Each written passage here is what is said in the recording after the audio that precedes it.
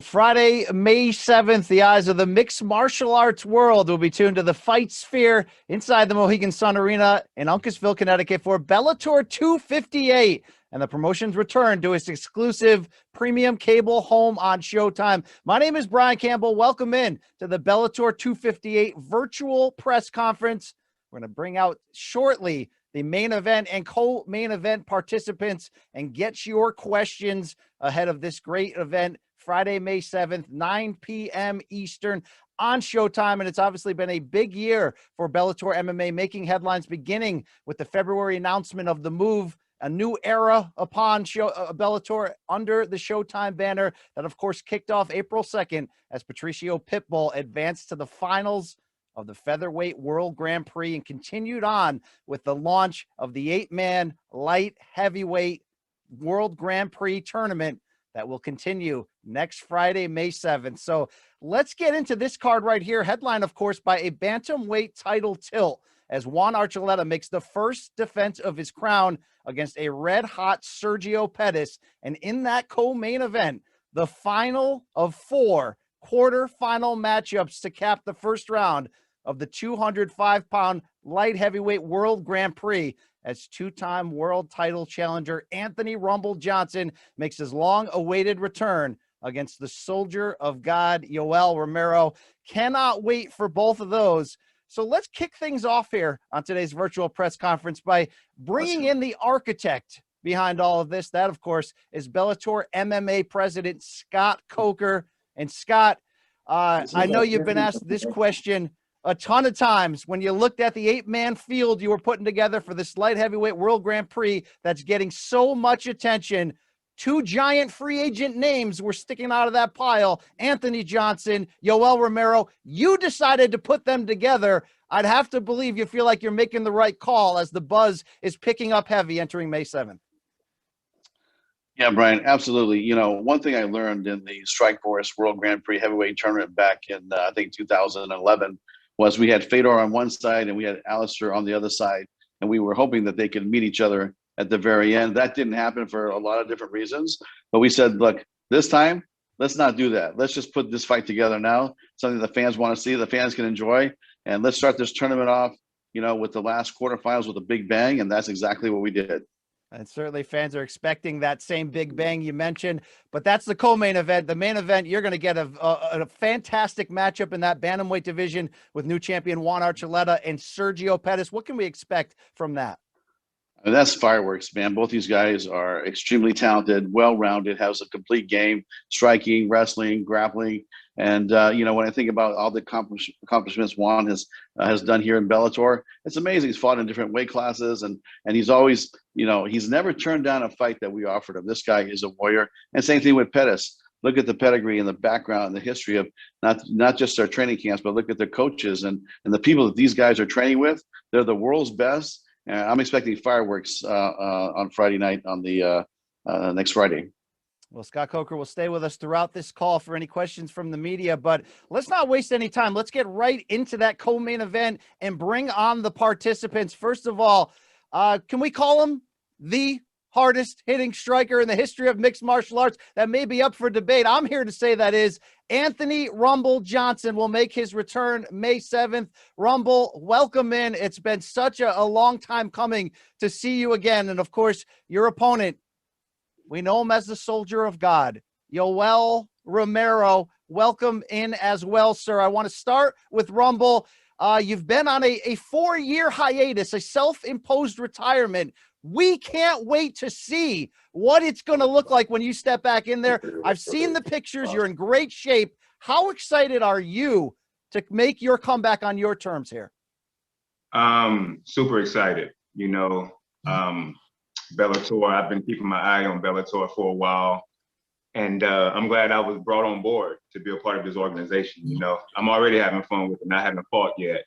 But pretty excited. You know, they gave me a debut against that monster over there, Yoel Romero. You know, what better way to have a fight with a fighter such as him? You know, he's a maniac. You know what I mean? He can fight. So I got to make sure I'm on my game, man. This dude, he can fight. He can definitely fight. Well, I'm going to get to Yoel in a second, but Rumble, just to close that thought, I talked with Scott just a second ago.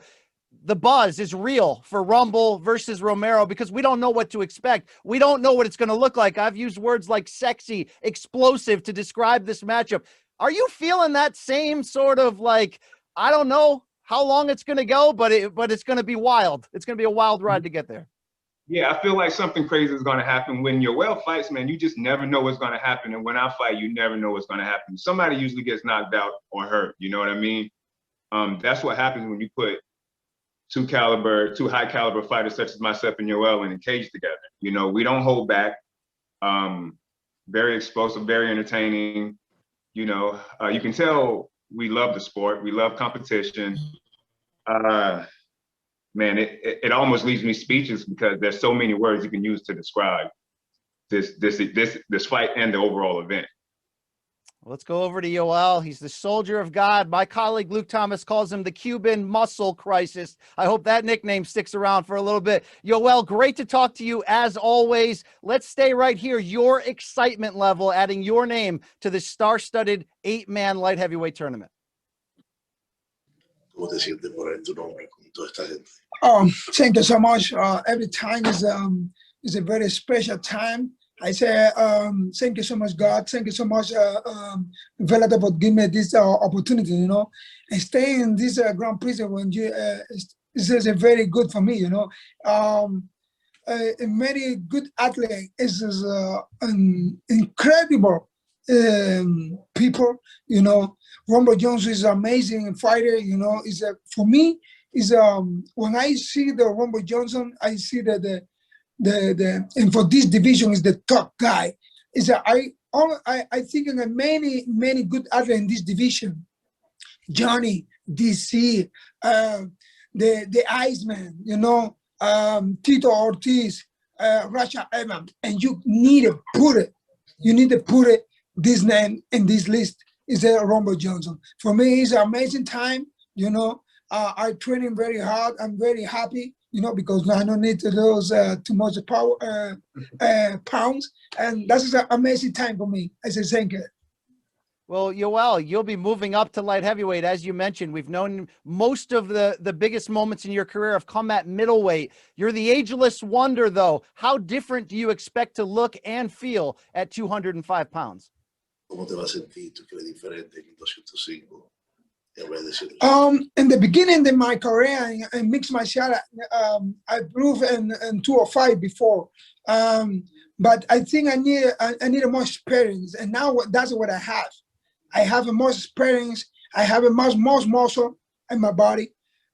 When I fight before in 205, I don't have experience. I don't have too much muscle, but now my body is already, you know. I feel good. I feel great. I am ready for this moment. All right, we want to turn Yoel and Anthony to the media now. Let's bring in the guy behind the guy, the PR maven to the stars, Danny Brenner, to take over. Thanks, Brian. We'll kick things off with Jay Anderson. Your line is live. Thanks very much, Danny. And I guess I'll start with Anthony Johnson. You touched on it a little there a moment ago, but I mean, fans are practically salivating for this fight. Do you feel that level of excitement? And are you anticipating this more than, let's say, some of your previous fights? Yeah, I can feel it, man. The energy is definitely out there. The fans have been blowing up, you know, my Instagram, my Facebook, my Twitter. So the buzz is definitely out there. And I don't know who's more excited, me or the fans. You know what I mean? For me, it's just overall competition. You know, just to have a great fight against a great opponent for a great organization. I mean, I couldn't be happier right now in life. So this is all. It feels like a dream come true. One of the interesting twists here is that we know who the other semifinalists are now. We know Corey Anderson's going against Ryan Bader, and the winner of your fight goes against Vadim Nemkov. You can't look too far ahead, but, you know, what are your thoughts on potentially fighting for the title in the semifinals? I haven't thought that far ahead. I'm focused on Yoel. You know, if I look past him one time, I'm done. You know what I mean? So I can't look past him. I haven't thought about Corey, I haven't thought about Bader, I haven't thought about Nemkov, I've thought about Yoel. That's the only human being that's been on my mind the last feels like forever. You know what I mean? And mad props to those guys for making it to the semis and stuff like that, but they're not my focus. My focus is Yoel. I got to get past that monster before I can face other monsters. Thanks very much. Just a quick question for Anthony. Anthony, first of all, welcome back. It is an honor to have you. Obviously, you had an opportunity to perhaps go to heavyweight or light heavyweight. Why did you choose light heavyweight and not heavyweight? Hell, heavyweights are, listen to the name you just said. You said heavyweights. You know what I mean? Those are some big boys that have a lot of power. And heavyweights this day and time can actually move. It wasn't like they had, you know, we don't really have any Tank Abbots like we used to have at heavyweight. Now we have guys, you know, you know, even though they don't have anything to do with this, you know, big heavyweights that come to mind are still Francis Ngannou, Cain Velasquez, Andre Arlovski. You know, to me, when I think of heavyweight, I look at those guys because they are so big and so athletic, you know. Even though I fought Andre, I don't want to go through those problems again because he was a monster, you know what I mean? So why not go down to light heavyweight where I have a better chance, you know? Now I'm in a bracket where I got the best of the best fighting all at pretty much one time. So I'll take my chances at light heavyweight before I take my chances at heavyweight. But if Scott Coker wants me to fight at heavyweight, then just sign me up, I'll do it. Damon?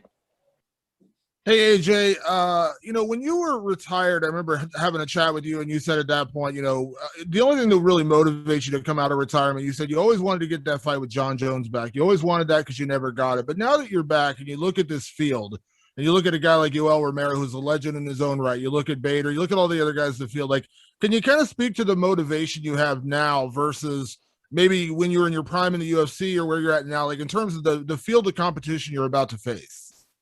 Oh, it's still high. The competition is still high. Of course, you know, it was a bummer I didn't get to fight John, but the past is the past. I haven't thought about it anymore. Only people that bring it up, you know, are fans and media. I don't really think about it because it's been so long ago. It will go down in history as one of those fights that never happened. And I always told myself I didn't want to be one of those stories, but unfortunately I am one of those stories. But you know what? I feel like I'm fighting John Jones regardless. I got to fight Yoel. You know, if I make, and everybody else in the weight class is right up there too. So I got my hands full, man. I got my hands full. You know, John Jones is not even on my radar. Hasn't been for years. Now it's all about Bellator. Let me ask to that point, you know, everyone talks about your knockout power. We obviously know you pack a serious punch, but throughout your career, you have faced other guys with knockout power. But when you look at Yoel, I mean, that's what he's well known for, his explosiveness. He can put you out with one knee, one punch. Would you say in terms of knockouts, in terms of danger, he might be one of your most dangerous opponents you've ever faced?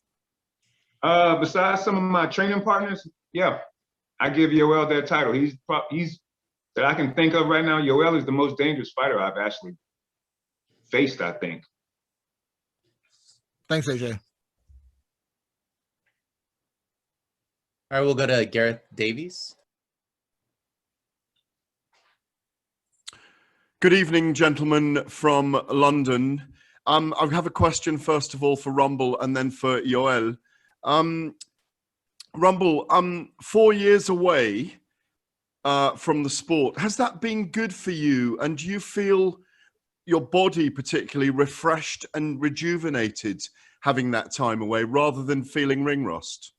Yeah, you know, I retired. I did what I wanted to do. I got fat and happy, lived my life to the fullest. You know, after watching DC and Stipe fight, you know, they lit a fire up under me and to get back in there.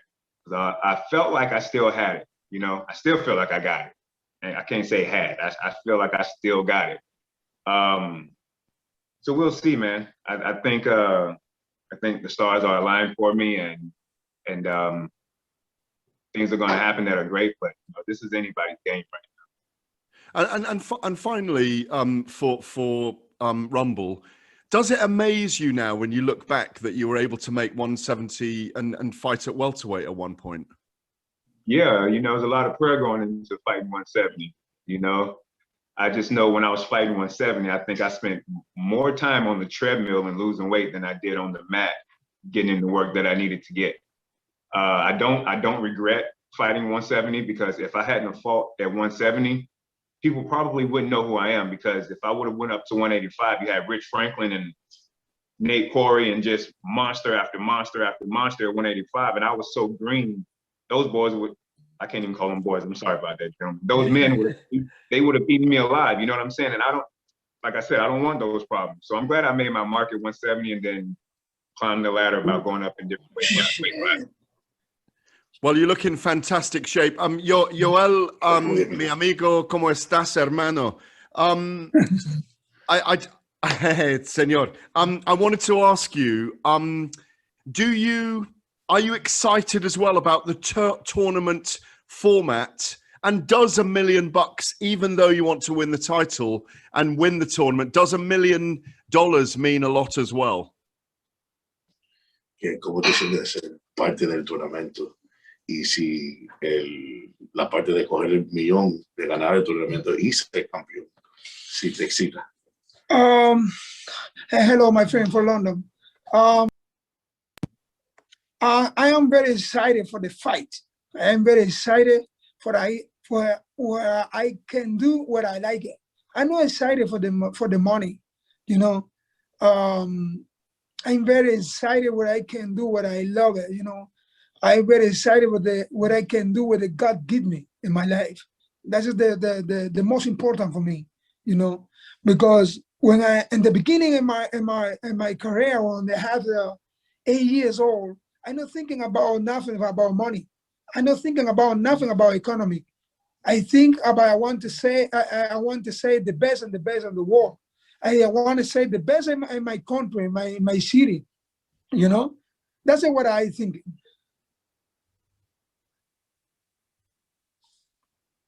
All right, we'll take one or two more questions here for these light heavyweights, starting with Dylan. Hi, thanks for taking my call here, guys. My first question was for Yoel here, because I'm noticing it's closing in on a decade since the last time he's competed as a light heavyweight. I'm kind of wondering how he feels getting ready to return to competition at 205 pounds. Hace como 10 años que no ha competido en 205. Como siente ahora volver a pelear 205. Oh, it's amazing. Yeah, it's a lot of years ago, you know, but now it's amazing. I can eat a little more. I'm training very happy. It's not when I go to the 184, I'm training happy too. But now everybody know when you can eat. Everybody know what I'm talking about, you know, because when you can eat, you have a little more energy. You train a little more happy, you know. I say thank you God that give me the opportunity to stay in Bellator and keep.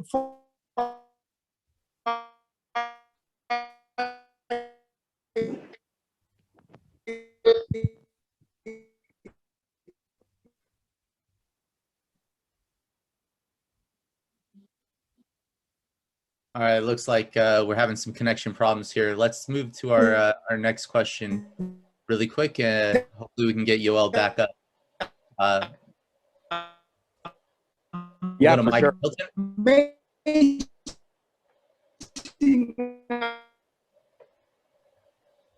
That went way south.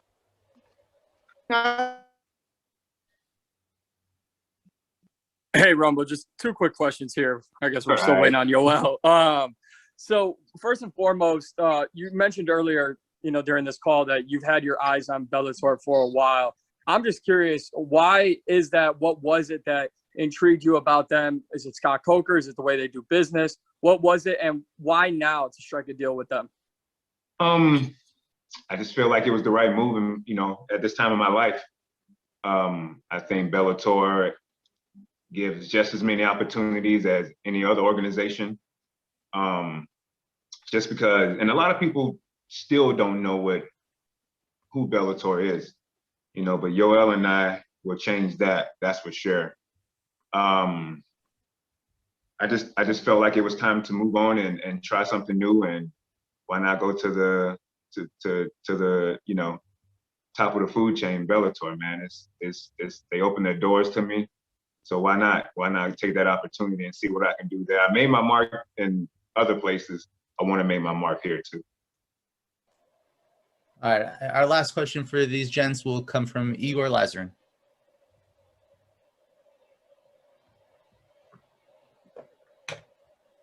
Igor, your line is live.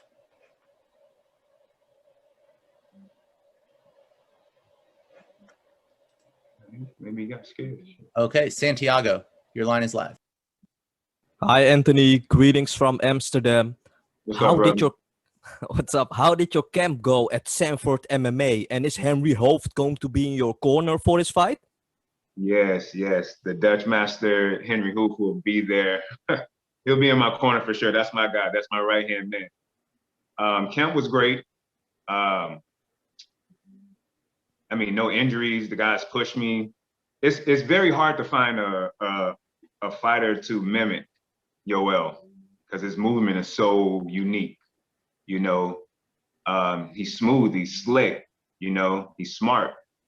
Not many fighters are like that. And so to get a fighter like that in your camp, that's pretty hard to find when they have, everything that this man has. So we just did the best that we could. Like I said, I had a great camp. I don't regret anything during camp.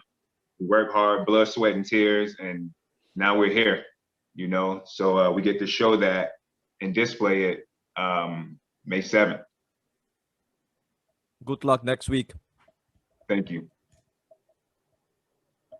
All right, Igor, are you with us? Yeah, I'm here. Hi there, guys. Glad to hear you. Go ahead with your question, please. Yeah, okay. My question to Yoel. Yoel, hi there. So question is, now you're in light heavyweight. How about step upstairs to heavyweight and fight, I don't know, maybe against Fedor Emelianenko? He's not so big now. And legend against legend. How about it? Sorry, Igor. It does look like, oh, I think we got him back. Yoel, are you there? Hey, he's not here. Yeah. Yeah, we're having some trouble with Yoel's connection. Sorry, guys. All right. Thanks very much. We'll wrap it up with the light heavyweights. Thank you, gentlemen, for being with us today. Thank you, man. And I'll turn it back to BC, Brian Campbell. Thank you so much, Danny. And of course, thanks so much to Anthony Rumble Johnson and Yoel Romero, your co-main event participants in the quarterfinal matchup of the light heavyweight world Grand Prix. Of course, Friday, May 7th, 9 p.m. Eastern, only on Showtime, Bellator 258. But let's get into this main event, a bantamweight world title bout. Let's welcome in the champ himself, the Spaniard Juan Archuleta, and of course, his opponent, Milwaukee's best, Sergio Pettis. The champ, Juan, it's hard to talk to you without that great hat you typically wear here. It's iconic, but let's be honest, 2019, you entered the 16-man featherweight Grand Prix field. You lost to the champ, Patricio Pitbull, but you bounced back in a big way. 2 victories. You defeated Patchy Mix for that vacant bantamweight title. What a difference 1 year makes. How confident are you entering May 7th? Yeah, absolutely. It's the story of my life, right? You always get dealt some adversity, but it's not how you, what happens in that adversity is how you overcome it. But, I felt great going in. I knew it was going to be a tough task at hand. Lost the challenge, lost the fight, but I knew I was a champion still. So went back to the drawing board, busted my ass. And now I'm the champ. Now I've got to face Sergio Pettis, who's a badass himself. And I'm ready to throw some leather with him. Juan, you are 20-1 since 2015. You're 33 years old. You're streaking at the moment. Why is bantamweight a better fit for you at this point in your career? Honestly, it's any weight, but bantamweight right now is just felt where my career was taking me, with the division being held up. So knowing that I could make the weight, knowing I could be a champion at that weight class, you know, right now in my career, before I get much older, I can make the weight and make it healthy. And Sergio, definitely want to talk to you here. 27 years old on a 3-fight win streak, 2-0 under the Bellator banner. Has a title shot come quicker than you might have imagined after joining this organization more than a year ago? Yeah, man, definitely quicker than I imagined, but you know, I'm ready for it all. I've been through a lot of adversity early on in my career, faced a lot of tough opponents. Feel like I got enough experience. I'm also mature, you know, more mature now. Younger, I wasn't ready to deal with the pressure and everything. So I believe I'm in the right mindset, the right physicality to take this fight and to challenge for that title. Absolutely. We definitely want to turn you guys now to the media for their questions. Let's bring back Danny Brenner and get this thing going. Thanks again, Brian. We'll start things off here with Jay. Your line is live. Thanks once again, Danny. And I will start with the champ. Juan, any number of champions have said that it's harder to defend the title than it is to capture it. This being your first title defense, is the feeling any different this time around? Yeah, of course, that's the hardest thing to do is defend your throne, right? But you know, that goes into people who have different mindsets than me. For me, every fight from this point on, continuing to win, I get to fight for a world title every fight. So that's the mentality going into this fight. This fight right now, I don't have the belt. It's up for grabs. So Sergio and I are going to be banging it out to see who gets to walk away with it. All right, and for Sergio, I mean, your brother did fight last week. Obviously, that didn't go his way. With the two of you competing just weeks apart, how does that factor in both in terms of training and your motivation for this fight? No, nothing new, man. Honestly, I'm used to that. You know, that's how sport goes. There's ups and downs. Me and Anthony are completely different people. He's got to worry about his career. I got to worry about my career. Right now, this is a big opportunity in front of me, fighting 25-2 Juan Archuleta. I know it's going to be a war, so you know, I'm all focused, man. I'm all in. I'm tuned in. I'm present, and I'm ready to go out there and do what I got to do. Thank you, sir.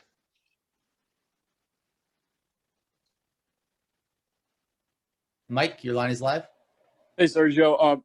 Going back to your brother, he did talk about being in camp with you and the intensity of you preparing for a title fight kind of pushed him even further. Now, when you talked about how quickly you've gotten a title shot, knowing how camp has been leading up to this fight, what is it for you specifically that you think led you to get this quick title shot? I know you talked about maturity, but just what have you seen within yourself to get you to this fight?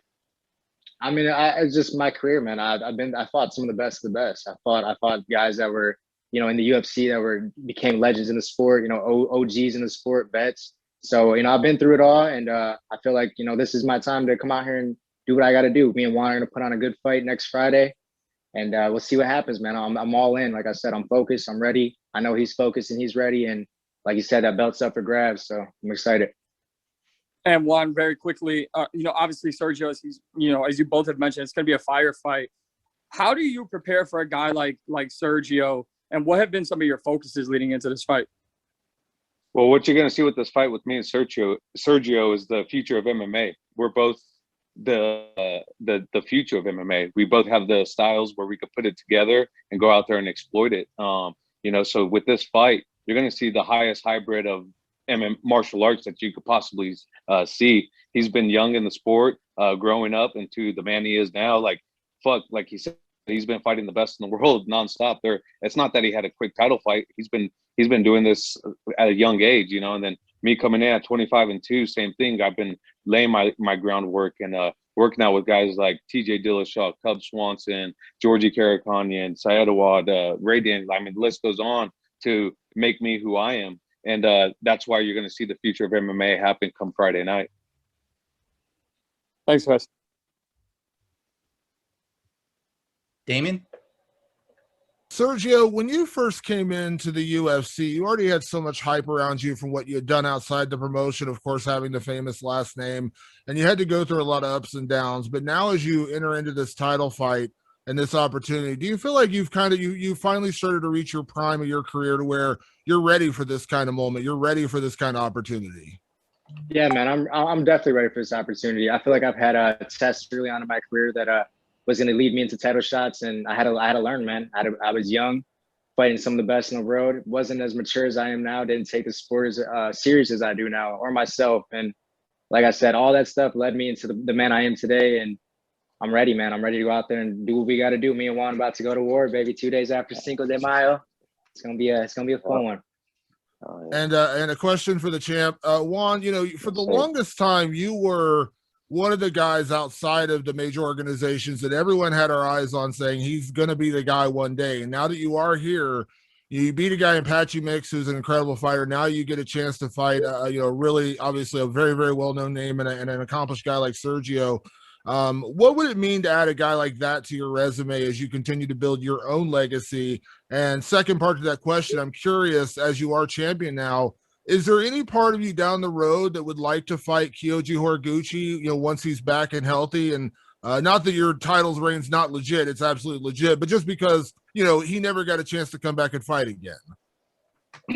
Yeah, so the first part of that question, you know, shoot, you got me excited about Kyoji, so I forgot about the first part. But what was that first part again? I'm sorry. Just about adding a guy like, you know, a guy like Sergio.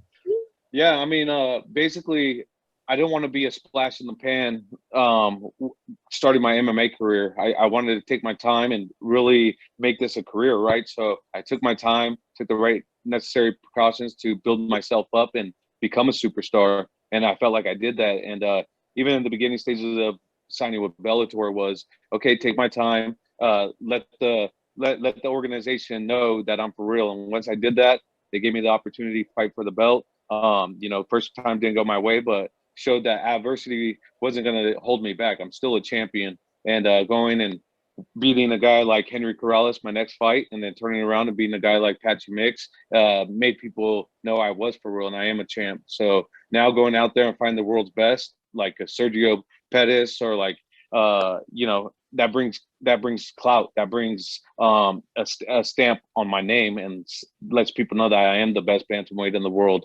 You know, as far as the Kyoji fight, like, we've gave him many opportunities. He's had his chance. Like, I told Scott Coker myself, I said, hey, I feel with him being a champ, it's his right to have the first you know, fight shot at the title. He didn't take it. That's his problem. And Sergio was obviously the #1 contender after that. So here we are, going to bang it out on Friday night. Thank you, Juan. All right, we'll go to Gareth Davies. Good evening from London, gentlemen. First of all, to the champion, El Campeón, Juan Archuleta. Juan, you're known as the Spaniard for a reason, notwithstanding Sergio's challenge against you. Should you return victorious, you're known as the Spaniard for a reason. How much would you like to come to Europe when COVID allows to defend your title here in London or in Dublin or even, say, in Madrid?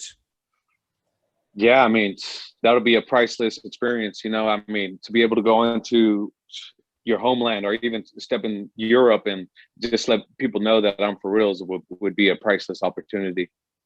Looking in fantastic shape. And a final question, because we have to keep this brief, to Sergio. Sergio, great to see you. Given that we would all admit, I think, that, as Brian pointed out, Juan, 20-1 in the last 6 years, he really is physically, mentally, and emotionally in his prime. Does this rank as the toughest fight in your career to date? For sure. It's one of the toughest fights in my career. His record speaks for itself. He's only lost 2 times. You know, it's like he's one of the best in the bantamweight division and other divisions as well. He's been around for a while. I've been watching him for a while too, man. It's not like I haven't been watching, you know, fan of Juan. But yeah, man, this is definitely my toughest fight up to date. I'm excited for this opportunity, man. This is everything I could ask for. I'm not trying to fight no slouches. I'm trying to fight the best. Fighting Juan Archuleta. He's 20-1 since forever. I mean, man, this is this is everything I could ask for. This is everything that I prepped for. My life has led me into this. This is gonna be my 10th year fighting professionally at the age of 28. So I'm excited to go out there and you know, get a belt for myself and create my legacy. All right, we'll take 2 more questions for these gentlemen and then wrap it up with questions for Bellator President Scott Coker. Darren, your line is live. Thanks for having me. Sergio, Juan, quick question for both of you. what would you say, besides having this great upcoming fight, is your biggest career accomplishment within the MMA world? Who you want first?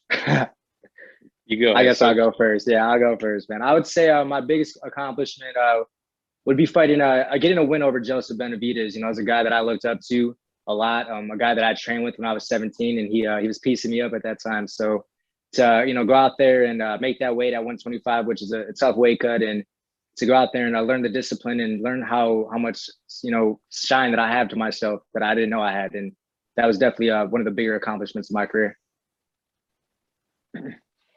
For myself, Darren, I mean, the biggest impact I've had in my career is seeing how much impact I've had in the young MMA crowd and just young teenagers in general. It's just to be able to see that a guy that comes from pretty much nowhere come out and win a world championship in a big organization like Bellator has had a huge impact on their lives. And, it makes you emotional thinking about it, even talking to these guys. And, to see that they want to further their future in MMA has been a huge milestone in my career.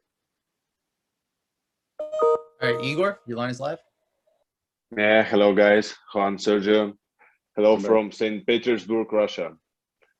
So the same question to both guys. Could you say a few words about the newcomer of Bellator, Magomed Magomedov? He's number 3 in ranking.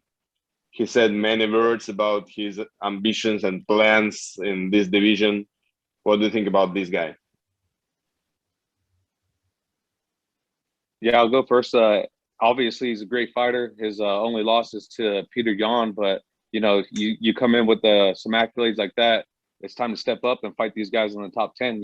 Start making your own name for the title run. Just because you're fighting guys outside the top 10 doesn't make you a #1 contender, in my opinion. But he's definitely tough. He definitely has the talent to be one of the top contenders for the 135 division. But I'd like to see also him compete against those top guys in the division. Yeah, same, man. Same. I agree with Juan. He's got to fight. He's got to fight the guys that should get him into the bigger names. Like the top 5, top 10. And he's good though. He's good. He's only got his one loss to Peter Yan. I think he defeated Peter Yan as well. I've been watching him, man. It's not like I haven't been watching him. I'm watching everybody in this division. So definitely got some talent, but we'll see where he goes. He's got to fight some tough guys coming up. Okay, and we'll take our last question for these gentlemen from Dylan Bowker. Awesome. Thanks for the time, guys. I was just curious because Sergio mentioned a bit earlier that this contest would be days after Cinco de Mayo, and there's such a great tradition of combat sports kind of coinciding with that. I'll posit the question first to Sergio, but also curious to hear Juan's thoughts. Like, what are your feelings on being part of that kind of rich history coinciding with Cinco de Mayo, sort of? It's awesome, man. Especially fighting 2 days after it, big celebration. There's always a big fight. There's always legendary boxing fights, and so to be a legendary MMA fight under Bellator, fighting for a title, it's an honor. It's a blessing, and I'm ready for this challenge. Excited for this challenge. Excited to show out for everybody for Cinco de Mayo, all my Hispanic fans, and it's awesome, man. It's awesome. Yeah, for me, I mean, it's paying homage to my ancestors, paying homage to my relatives and everyone that has been before me. That's what it's about. And come fight night, you're going to be able to see that. Not me only wearing it, but me going out there and performing it as well. So again, it's an honor to do that. It's an honor to step on the stage with another Hispanic athlete that's world renowned and go out there and put on one of the best performances of my life. All right, fantastic. Thank you, gentlemen. I'll turn it back to Brian Campbell, and we'll finish things off with Scott Coker. Thanks so much, Danny. Special thanks again. Obviously, the main eventers, Juan Archuleta, Sergio Pettis. Cannot wait for that Friday, May 7th on Showtime. Scott Coker, the Bellator president. I wanted to talk to you briefly about the rest of this card because it is a strong one. When you look at this welterweight division, Michael Venom Page, 4-fight win streak since losing in the welterweight World Grand Prix to current champ Douglas Lima. But he's got a let's say, red-hot Derek Anderson in front of him. We've got Bellator rankings now. There's a larger title picture. How close could the winner of this one be to stepping up to the highest level?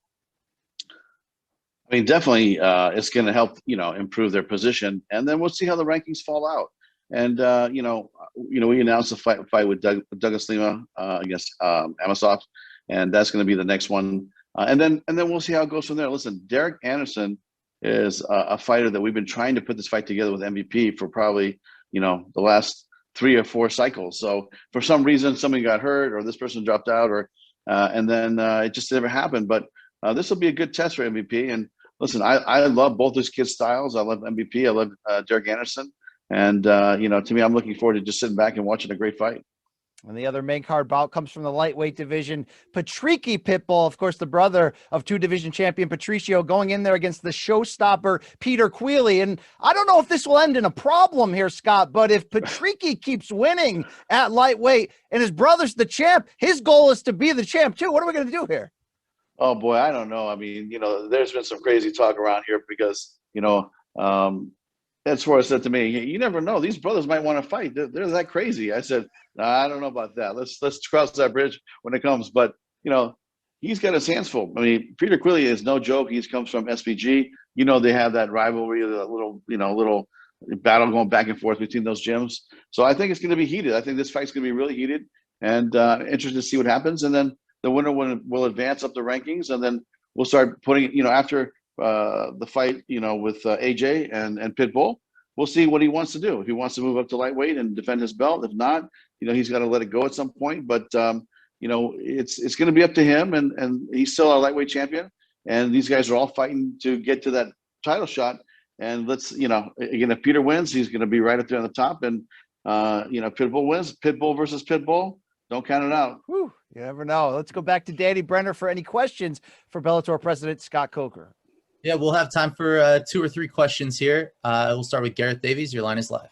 Yes, London calling again. Scott, it's been so obvious tonight with the 4 athletes on the call, and indeed an exemplary 257 event just gone, that when there's so much puerile and juvenile smack talk on social media, that your athletes, warriors that they are, carry themselves so well, and there's so little trash talking. What does that mean to you? Well, listen, every athlete is different. Sometimes, it goes the other way. But these gentlemen on the call today, on the Zoom call, and on the phone, I mean, they're professional. They've been at this for a long time. They know what's on the line next Friday, and they're going to bring it. And I don't think win, lose, or draw, you're not going to hear any excuses. But I think there's going to be some fireworks next Friday night on Showtime. So tune in. Manabu. Yeah. Your line is live. Okay, Scott, can I ask you one thing about Kyoji? Because Juan Archuleta told us that he didn't get the chance to the title shot this time. So how much do you concerning about Kyoji will be a next title challenger? I'll tell you, it's something that, we'll definitely have a discussion after this fight. Let's see how this fight goes for these gentlemen. There's a lot of competition coming up in the bantamweight division. And so, we'll see how it is. Listen, I love Kyoji. He's a great fighter. I think he's definitely, top 2 or 3 in the world right now. When he fights or when he doesn't fight, I'm just not sure. But I will say this, we have tried several times to send Juan to Japan to fight. But the dates just kept moving, and, we just couldn't figure it out. So it didn't happen, but it is, we are open to it because I don't mind these cross-promotional fights. I enjoy them, but the timing has to be right. It has to work for, obviously, Sakakibara, but it also has to work for us as a company, and we're getting very busy. Jake, your line is live. Hi, Scott. How are you doing? Fighting in Bellator 258's co-main event is 2 former UFC title contenders who many fans were really excited about when they both signed late last year. This week, rumours circulated that the former UFC welterweight champion Tyron Woodley had been released from the promotion. Would you be interested in bringing him across to Bellator MMA at all? I'll tell you, I haven't heard officially that he's released, and I'm not sure what his plans are. I'm not sure he's going to retire or what, but for me, T Wood and I are friends. We'll always have a conversation, and we'll take it from there. But right now we don't have any plans to, because I just don't know what his plans are. Igor, your line is live. Hi there, Scott. Russia calling. Hello? Do you have already any options for Fedor? Maybe it's Overeem or Dos Santos. Do you have any options for him? Yes. You know what? We did speak about 3 days ago, and we talked about opponents. And he's going to go and talk to the coach and get back to me. So we're expecting any day now we'll have an opponent for Fedor, maybe even something we can announce next Friday on the broadcast. But for right now, we don't have anything to announce, but we will shortly. All right, we've had London and Russia, and now we'll go to Amsterdam. Santiago? Hi, Scott. Greetings from Amsterdam. Last night, Dutch Fight Network broke the news that Costello van Steenis is out of his fight with Lorenz Larking. Is the promotion trying to find a new opponent for Lorenz to keep him on this Bellator 258 card? Yes, we are. That was unfortunate. I had just heard about it, and so we're in the process of booking Lorenz another fight. So we'll know, probably today or tomorrow if that's going to happen. But I'm feeling that pretty good that we will find Lorenz another opponent. All right, and we'll wrap things up here with Damon Martin. Damon? Scott, when we spoke a couple months ago, you were one of the people kind of on the early train of, touting that Jake Paul would beat Ben Askren, and you were just being honest about it. Obviously, it happened. We've seen so much these last couple of weeks of people trying to call him out and fight him, crossover. You're one of the few guys in MMA who's always been open to crossovers and open to cross promoting and things like that. Are you interested in getting involved in the Jake Paul business? Well, listen, I have a lot of respect for those guys. They definitely are disruptors. They've, built a nice business for themselves.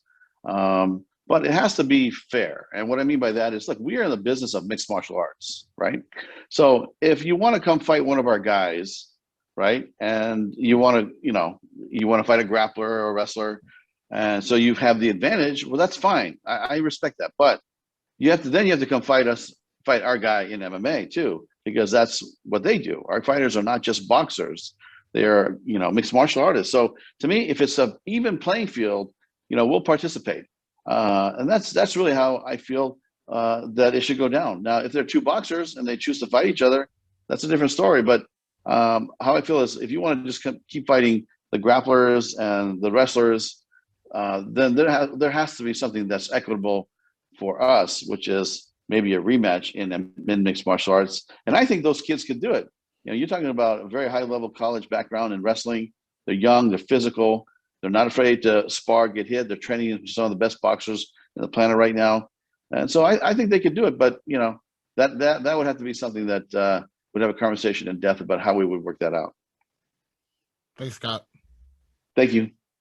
Thank you, Scott. I'll turn it back to BC to wrap this up. Thank you so much, Danny. Thank you so much to the media members for taking part. Bellator President Scott Coker and our co-main event and main event participants. A reminder, Bellator 258 can only be seen on Showtime Friday, May 7th, 9 p.m. Eastern, 6 p.m. Pacific. The bantamweight title main event and the final quarterfinal round matchup of the Bellator Light Heavyweight World Grand Prix, Rumble versus Romero. Yeah, wow. Buckle up. Can't wait to check that out. This is Brian Campbell, of course. Thank you so much for joining us. The Bellator 258 virtual press conference. Enjoy the fights May 7th. We'll see you.